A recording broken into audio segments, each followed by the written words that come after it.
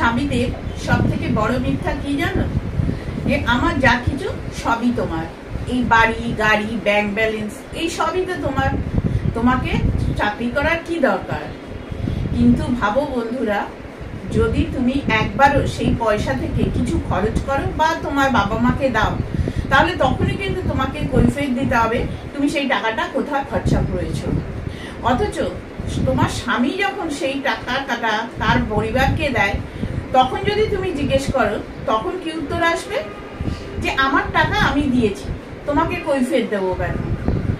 আসলে বোনেরা একটা কথা বলছি, আমরা হলাম হাউসওয়াইফ, আমরা হলাম বিনে পয়সার কাজের লোক, এছাড়া আর কিচ্ছু নেই।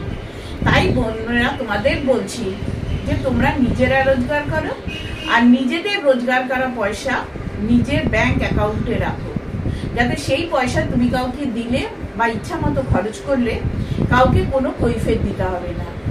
স্বামীর রোজগার করা টাকা সেটা স্বামী, আর তোমার রোজগার করা টাকা সেটা শুধু তোমার। অর্থাৎ স্বামীর রোজগার করা টাকা কখনোই তোমার হতে পারে না, এটাই সত্যি।